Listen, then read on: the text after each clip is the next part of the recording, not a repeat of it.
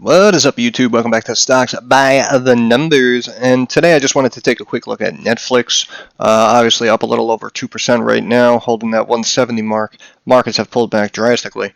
But I just wanted to check out, a couple of my favorite numbers here, and we can see if, this could possibly be a buy here on this drop, or if maybe it's going to keep selling off. So, first of all, the first thing that catches my eye is the market cap. We're down to about 75 billion. Now, this stock was up at $700 a share, so it sold off, what is that, like 65% or something like that year to date. So it's down huge. But here at 75 billion, total revenue for last year was about 30 billion. So now, using our little revenue to market cap formula, you see that the market cap is about 2.5 times revenue, which in my opinion is viewed as cheap, especially for a company like Netflix. We got a beta of under 1, but we're looking more long term. And PE here sitting, we'll call it just 15 for now because the stock is fluctuating. So a PE of 15 on a tech company could technically be viewed as a discount, right? Stock's trading at a discount. But the reason why this company has pulled back drastically, which I'm sure a lot of you guys heard, is because their subscriber count has been going down. And anytime you have a streaming service like this, that's basically all the street's looking for.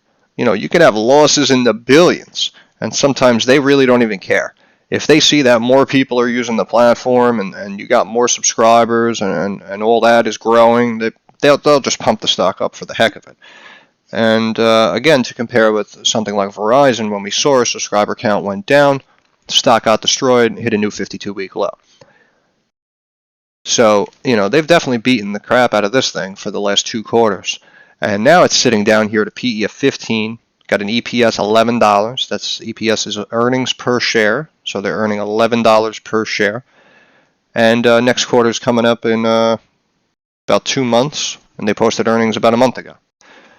Now, if we switch over to trading view here, you can see last quarter's earnings, the revenue came in a little bit light. EPS was nice, but I drew these trend lines here. And you can see this is like a big descending wedge, basically, in the last month. This is when they posted earnings. Now we're in a descending wedge, but big gaps down here. And as we say, gaps always fill, but who knows when. How long is it going to take? I have no idea. But just looking at this chart here, we're at like a 5-year low. And if we stretch out, you can see, a little bit of a gap here. And a little bit of resistance and support made, I want to say, at around like this 130, 132, 135 level. And see here, we got a bottom trend line, a bottom fib level of 138.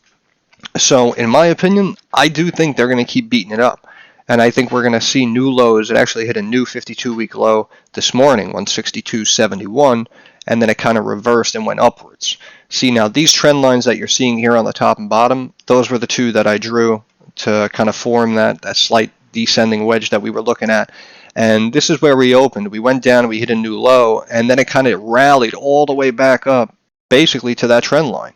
And now it's kind of been sitting sideways and sitting stagnant, which is kind of a good sign, even as the market pulled back, 500 points and 200 points on the NASDAQ, respectively. But right now, I really don't think the bleeding is over with a company like Netflix. I really think that the street is just not happy with what they're hearing.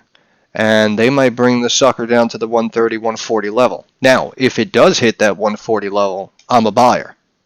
Even right now, long term, to be honest with you. If you wanted to piece yourself in, start going in a couple of shares at a time, and then obviously add to the position if we pull back to the 140, 130 level, you'd have a nice cost basis of around like the 150 range, which isn't that bad for a company that was trading upwards of, $600-700 a share, just at the beginning of the year. This is the beginning of the year right here. And we went from 6 and change down to 170. But I did want to look at a couple of numbers that caught my eye. I was just comparing March of 2021 to March of 2022. And as you can see, the first thing is the revenue, 716 billion, 787 billion. That's a good sign, right? Net income, 17116. So they made almost $700 million more but the profit and the income from that amount was less than it was a year ago, which obviously isn't a good sign, regardless of what they were doing with the cash at the time. You got a diluted EPS here at 375, and we move over to March of this year, and you're down to 353. Profit margin took a hit too, obviously, because these numbers were down. But you're down to 20%, used to be at 24%. And also the cash, right? They had $8.4 billion in cash. And now we fast forward to last quarter here in March, and we're down to $6 billion. So $2.5 billion is now off the balance sheet, and I don't know where it could have been spent, or maybe reinvested into the company, or they're, who knows, starting up a new show or a new movie or something like that. If you could tell by the way I'm speaking, I personally don't have a Netflix account, but that's fine. It's neither here nor there. We're just looking at the numbers here. And also the cost of revenue, 387 up to about 4.25. So the cost of revenue went up, we'll say roughly 400 to 500 million. Cash went down 2.5 billion, right? So you can't say, well, they put all that money into advertising so that they can make the money back. No, it's not what happened here. And basically, they've been losing subscribers for the last 2 quarters, and that's why the stock has been getting beat up. I also heard that they're adding commercials potentially. Now, I don't know about you, but I'm sure a lot of young people are going to view that as negatives. Nobody likes ads. Nobody likes commercials. There's a reason why people get these streaming services and don't continue to pay for, the same programs on television. Because obviously the cable bill is much more expensive, and, you got to deal with all the commercials. So if you can just stream it and binge watch these shows, much more convenient for the viewer. We all know that. So if they're adding commercials, I did hear that they're going to possibly consider adding commercials. And if they do make that decision, it's going to be towards the end of the year. But regardless, lower subscriber count, and now you're telling me you're adding commercials, and also, I'm assuming to compensate for the loss of subscribers, they're increasing the cost of their service to existing subscribers. So, tale as old as time. Oh, we lost some business, we're going to increase prices and make the money back from, our existing and continuing customers. Which kind of sucks for people that, held and saw Netflix through the thick and thin. But right now with a PE of 15 and a market cap trading at 2.5 times revenue, I mean, these numbers aren't bad. But it's more about the situation. Remember, like Dr. Berry said, stock price is based on mass psychology, and that's why when you have a company like this with these little tidbits of negative news, this is what people look at, and this is why people jumped on the short train. And especially if we look at our market cap and revenue formula, which I like to look at, here at 73, 74 billion, stocks at 170. It was up at 700. So that's what, 4.5 times the price we're at now. Add that to the market cap, and you're looking at, what, $320 billion market cap? And if we come down to the numbers annually, look, last year they brought in a touch below 30 billion. So 30 billion, but you're trading at over 300 billion. I mean, it just doesn't make logical sense. The way I look at it is, imagine this was a private business. And you show me, yeah, listen, we're growing. Our subscriber count's growing. Our revenues are growing. We're doing great. We made 30 billion last year. Okay, fine. You made 30 billion in 2021. What I ask you right now, the viewer, is if you had unlimited funds and you approached a company like this and they said, we made 30 billion last year, would you pay $300, $400, $500 billion for that company? Right? Because that's what they're going to have to do. Because you're going to have to offer a premium also. A lot of people forget that. So at $700 a share, you were looking at $320 billion market cap. But they're going to want at least like a 20-30% premium if they're going to get bought out, and they're no longer going to individually see those numbers, and now they're going to hand the company over to you. So now you're going to have to pay $380, $400, $450 billion for a company, and you're only going to make, $30 billion. And that's if it hasn't plateaued and subscribers don't decrease and you maintain homeostasis and everything remains, kosher, so to speak. But at the end of the day, right now here at these levels, 74 billion, on 30 billion in revenue, we're talking about 2.5 times revenue. That's pretty cheap. With a PE here at 15, that's pretty cheap also. But again, I do feel that this company is going to continue to get beat up. These are my trend lines here since last quarter, big gap down, and you can see we're just in this descending channel. And it could break down or it could break up. But at the end of the day, I do think that the street is a little upset with what they've been hearing from Netflix. You don't want to hear that subscribers go down.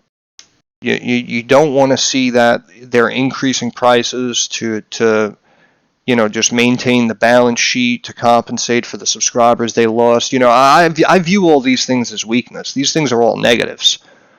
But also, I don't want to beat up anyone who's holding the stock also. Because, again, the PE is low. It could be viewed as undervalued. And if it starts to rally and start to fill this gap, it's not that it's unjustified. I just feel that it's unlikely. So, in my opinion, I do think it might pull back to this 140, 130 mark. I think it's gonna stay ugly. I'd say for at least the next 4 or 5 weeks. And if we go out 4 or 5 weeks, that puts us past the halfway point for the quarter.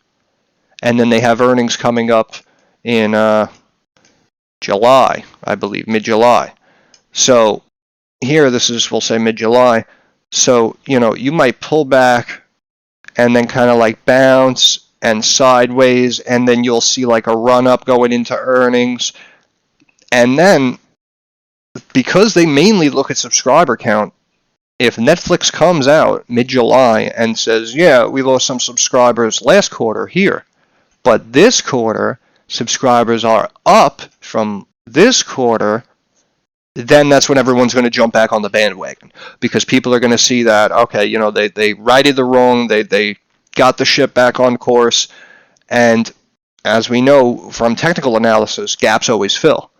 So if they come in and post good revenue, good EPS, and good subscriber growth, they're going to probably climb this stock back up to, 330, probably going into next quarter. Now, I know it seems extreme because you're looking at a double, but remember, it might be more than a double because they might bring this down to the 130, 140 mark. So, again, unfortunately, we look at stocks and we just want a cut and dry answer. It's trading at this level. It used to be here. It went down to here. Is it going up or is it going down? And I hate to say it, but another situation, just like with DraftKings, when I made the video the other day, it can kind of go in either direction. If it drops to 140, I understand. If it breaks out of this descending wedge and starts to fill this gap and gets back up to 200, 220 and starts climbing again, I can understand also. Low market cap to revenue comparison, and you got a low PE. So I would understand that. But again, in my opinion, based on the way I've seen this stock trading, taking these huge gaps down, I think they're going to keep beating it up. Especially with everything that's going on right now. We got a lot of volatility, a lot of uncertainty in the market. You see the Dow pulled back. We actually just regained like a couple of 100 points on the Dow since I started making this video, back up to 31.5. But, I'm hearing whispers that we're going to pull back sub 30. So if we pull back to, 29, 29.5, I'm giving you a heads up that a company like Netflix, with the way they've been trending, they will hit new lows and pull back to that 130, 140 range. So again, to reiterate, this is stocks by the numbers. Just wanted to check this out. If you're a short-term trader, 100% honest, I couldn't give you a direction. Long-term trader, I would potentially start to piece my way in here.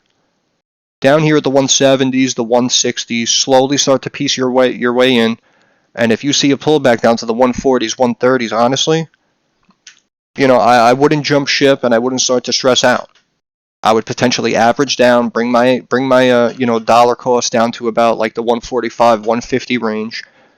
Because remember, if they turn it around and these subscriber numbers rebound, I mean, we had a $600-700 stock here that you're buying at a deep discount here at the 170s, 60s, 50s, and 40s. So again, this is stocks by the numbers. I want to thank you guys for stopping by, just like every single person on YouTube says, and I actually hate saying this at the end of every video, but if you like the video, subscribe to the channel. If you like the video, hit the like button. And again, moving forward, I hope everyone is successful. I really hope everyone makes a couple of dollars here in this market and no one stresses out too much. And I'll see you in the next one. Thanks for stopping by. Have a great day.